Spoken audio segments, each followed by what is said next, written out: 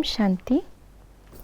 आज 14 जून 2022 है और आज के अव्यक्त इशारों में बाबा हमें समझा रहे हैं कि किस तरह से परखने की शक्ति की कमी होने के कारण हम बच्चे श्रीमत और मनमत में कंफ्यूज हो जाते हैं और इस कंफ्यूजन के अंदर नुकसान हमारा ही होता है।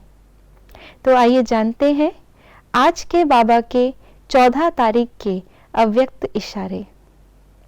चलते चलते कई बच्चे माया के वश मनमत को भी श्रीमत समझने लग पड़ते हैं, इसलिए परखने की शक्ति सदैव काम में लगाओ। परखने में भी अंतर होने से अपने आप को नुकसान कर देते हो, इसलिए कहाँ भी अगर स्वयं नहीं परख सकते हो तो जो श्रेष्ठ आत्माएं निमित्त हैं उन्हों से सहयोग लो। वेरीफाई कराओ कि यह श्रीमत है व मनमत है, फिर प्रैक्टिकल में लाओ। भक्ति मार्ग के अंदर हमने कई यादगार सुने होंगे। कई बार ऐसा सुनते हैं कि कोई वरदान किसी को मिला, लेकिन उस वरदान को उसने अपने हिसाब से अर्थात मनमत पर यूज किया तो वो वरदान उल्टा हो गया, अपना ही नुकसान कर दिया, जैसे होलिका, भस्मासुर आदि। तो ये स्पष्ट है कि हमें जो डायरेक्शन मिले हैं श्रीमत प्रमाण, उनको जैसे यूज करने की श्रीमत मिली है वैसे ही यूज करना है। शक्ति अच्छी बात है, लेकिन अगर उस शक्ति को दायरे में यूज नहीं किया जाए, श्रीमत प्रमाण यूज नहीं किया जाए, तो वही शक्ति अपना विध्वंस भी कर सकती है।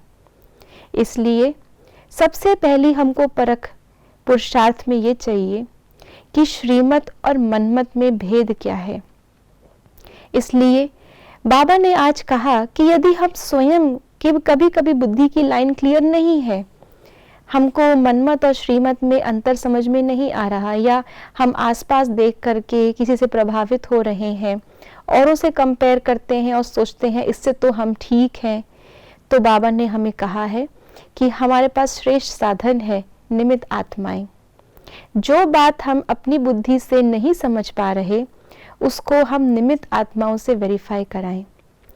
नहीं तो क्या होता है, जिस समय हमारी स्थिति ठीक नहीं है और हमने मनमत के अनुसार कोई कर्म कर लिया, लेकिन बाद में ज्ञान के अनुसार, पुरुषार्थ के अनुसार हमारी स्थिति अच्छी हो जाती है और उस समय हमें अपनी पीछे किए हुए गलती का एहसास होता है और वो जो गिल्ट होता है वो हमें और ही कमज़ोर कर देता है। इसलिए इस ज्ञान मार्ग में कभी भी हम उस गिल्ट में ना जाएं, हमेशा उन्नति प्राप्त करते रहें, हमेशा उड़ते रहें। इसलिए हमारा हर कर्म श्रीमत अनुसार और श्रेष्ठ होना चाहिए। ओम शांति।